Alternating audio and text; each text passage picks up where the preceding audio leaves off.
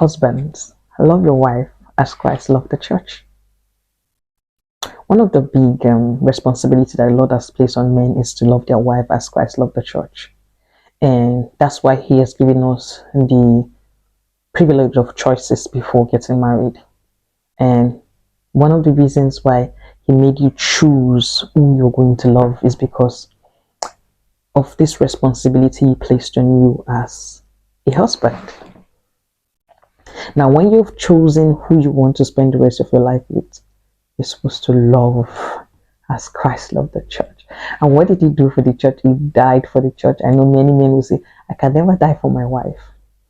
But when you choose right and you get to meet the woman of your dream, the woman that God have actually placed in your life, dying every day, it's not a debate, because as a man, you're actually dying every day to make sure that the woman has the kind of life she has always dreamed about. Now, for the woman, the Lord has given a commandment and a responsibility as well, which is to humble yourself unto your own husband. He didn't say that you should humble yourself unto different men, but unto your own husband. It doesn't mean you should not be humble, but unto your own husband, there's a level to this thing. There's a level of the humbleness. So you have to really calm down and humble yourself, regardless of your social structure, your social caliber, your personality, even your career path. You just have to meet your husband at that point of humility. In this day and time where husbands and wife, not like the days of old where the wife is a stay-at-home mom and the husband is a provider. Right now, society and things has changed.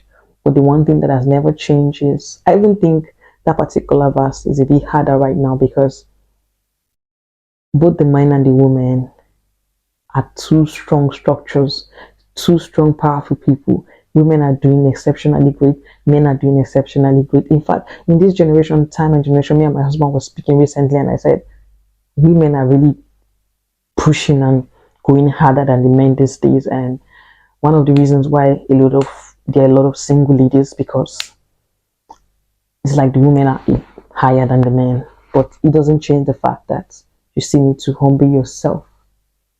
Now, humbling yourself is unto your own man, the person that you have chosen to humble yourself for and to love. And once you both party has this truth in the mind that this particular person is going to love me regardless of what the situation is, there is going to be problem. There is no perfect marriage. Don't let anybody deceive you. There is no marriage whereby there is no argument. Well, I say argument, yes, that there is no disagreement, but ability for your partner to understand that he is fulfilling a mandate to love you regardless of what he is feeling at that time matters a lot. I tell people, choose right, because it's like the foundation of your house that you're building. Once you've chosen a certain type of person that you want to be, we have an ample period of time to select, so you select well. And once you've making that selection, you have to be responsible for every actions and everything. Don't sleep without an don't sleep. See, I know marriage is hard work. It's very, very hard. It's a game of where they give you a certificate even before you start the exam. Isn't it weird?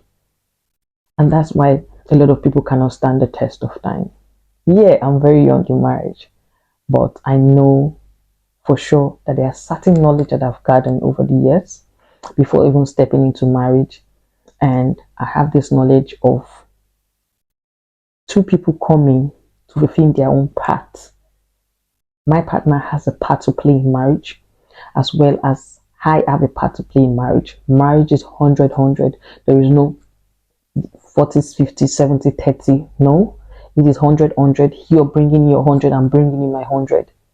There will be a time where one person is higher and one person is lower, but we are bringing in our all. And your all at some point might be 30, while my all at some point might be 70. There is always a balance. And even when the two are weak at some point, there's always a balance when you pick right. Today, I'm employing you in your journey and in your pursuit of getting the right partner. Choose wisely. Somebody that is emotionally ready, somebody that is mentally ready, somebody that is socially ready. It doesn't necessarily mean financially ready, but at least to a certain extent, he can take care of himself and he has a place that he's going to. By the time you see that person, build that person. Build. There's always a starting point from something. Nobody is just up there all of a sudden. There's a starting point. And I believe that once you start something from the beginning and you build to a certain level, there is this happiness in you that you know that I built this thing.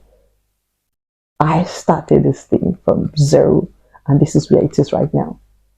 And I'm imploring you to have that at the back of your mind that I am submitting unto my own husband and I'm loving my wife as Christ loved the church. If you have this at the back of your mind, you know that there's a service that you have to be rendering daily because you're rendering this service unto God and not unto man. Because your partner will be man and your wife will be a woman. We have flesh and blood running through our veins, and certain times they make mistakes because of this flesh. But if you understand that even when we've sinned and we've come short of God's glory, He was there. That is the love as Christ loved the church, because the church is not always perfect. In fact, right now, go to the church, you see the most sick people, the most unscrupulous people. Some of them say, some people get duped in church, some people get prostitutes in church. Church is just like a social gathering of different mental cases, social cases, different thing. It's not a place of perfect people. But Christ loved the church even when the church wasn't perfect. That is how you love your partner, even if they're not perfect. God even gave us the two hardest things. Women are natural lovers, if you check it very well, and by statistic as well.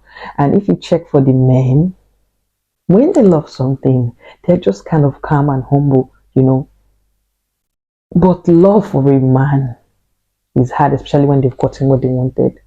They love with their head, not with their heart. But for a woman, they love with their heart.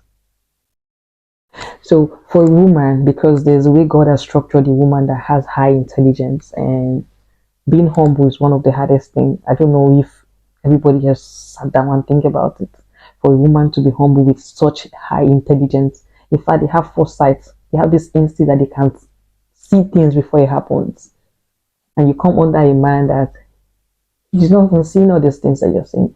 You just feel like, oh, I think I'm in the wrong place. Because you see this particular person that has all the high intelligence all of a sudden is not as smart as you think. You start rubbing shoulders and want to be the bigger person or be the head of the family. It's not done that way. Sometimes I imagine what Sarah was thinking when his husband said, stand up and let us go. That's a lot of humility. Stand up and let us go to a land that I will show you. I don't think if I'm the one I'm going to do that, I'm going to follow. But that is what being humble is all about. And that's what I'm sharing with you today.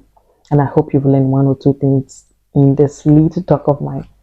Thank you once again for listening to me, and welcome to Gems Talk. I'm going to continue to talk about Sarah's story in my next video. Bye for now and see you soon.